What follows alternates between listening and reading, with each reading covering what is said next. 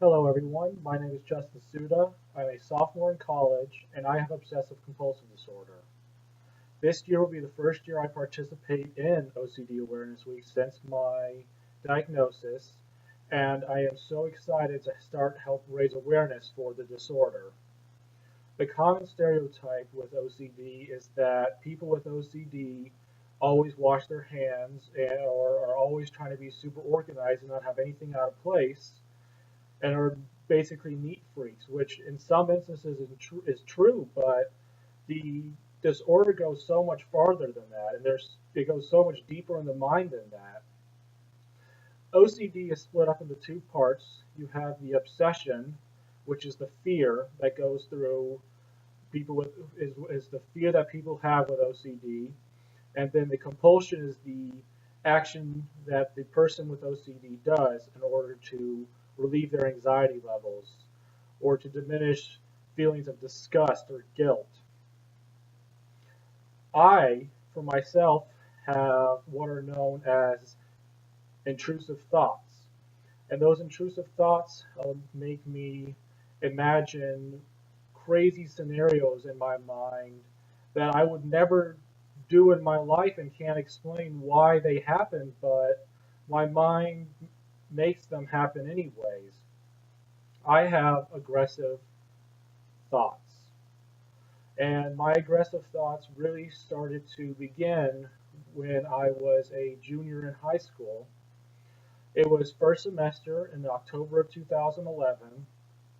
I started experiencing these weird thoughts that I couldn't explain because I was happy at the time. I was doing very well in high school, and I had an amazing baseball season just a couple months ago. But out of nowhere, I started experiencing these thoughts, and those thoughts caused me to constantly imagine myself cutting myself and cutting my wrist and cutting my legs, and it was a constant thought that went through my mind, and it bugged me. I couldn't figure out why I was having them.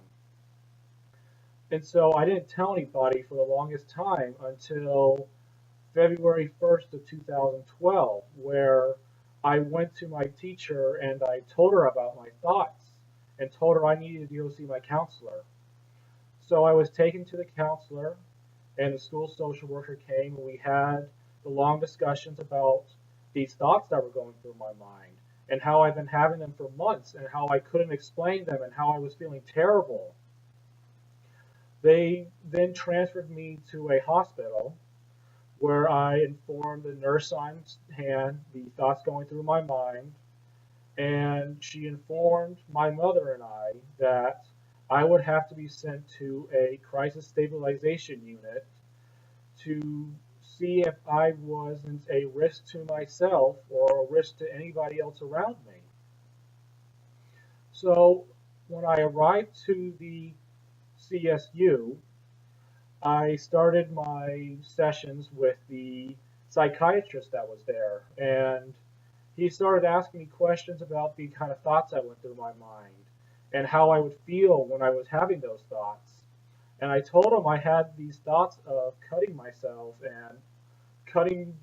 all over. And he asked me, well, how did I feel? And I told him I would feel horrible in my stomach as if I was almost going to throw up. So he then proceeded to ask me if I had nightmares. And I told him I also experienced nightmares of cutting myself, but also had these nightmares of being tortured by the hands of somebody else. And he took all his notes down and looked at me and said that there was absolutely nothing wrong with me. And those words, even to this day, were some of the best words I've ever heard in my life, knowing that there wasn't anything wrong with me and that I wasn't going to do that to myself. He then told me that I had OCD and that I was completely normal even though I was experiencing these thoughts, and that they have studied it and they have done all this research to help people like me to get better. So I was able to leave the CSU because I wasn't a risk to myself or anybody else around me. And I started back up at school, and I started exposure response therapy. And in exposure response therapy, I started combating those fears I had going through my mind and started to feel better. But another aggressive obsession came up, which made me imagine stabbing people and then cutting myself.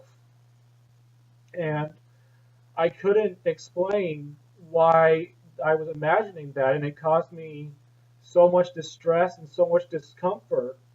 And even though I knew that the thoughts were irrational and that the content was irrelevant, I couldn't stop imagining myself doing that. So that year, in my second semester of my junior year, I had to leave school and continue my schoolwork at home by myself. And it was one of the worst experiences in my life because I couldn't see anybody. I couldn't go to school anymore. I was taken away from all my friends. And it was just terrible. But I continued with the exposure response therapy for months at end. And I started combating all my fears.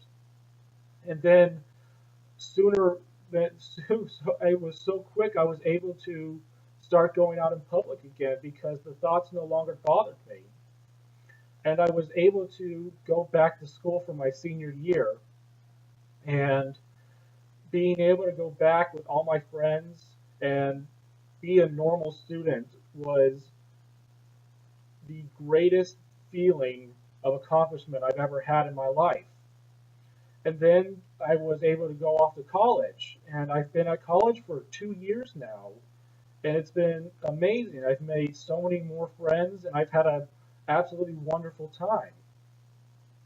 But through all this, I was able to learn how hard work and determination can help you combat the OCD, and I was able to learn how to overcome all of my fears and all of my worries in my mind. And now I'm just a normal college student that hangs out with friends and does work all the time. And it's absolutely incredible that I can do all this.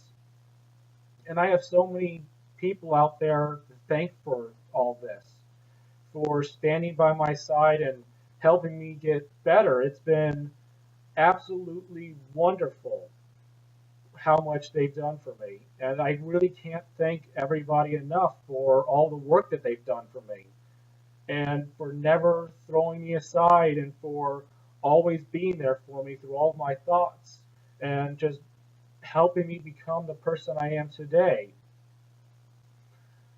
Words can't describe how grateful I am to be able to be here to help others know what this disorder is and to help others realize that it's more than just washing your hands and organizing things.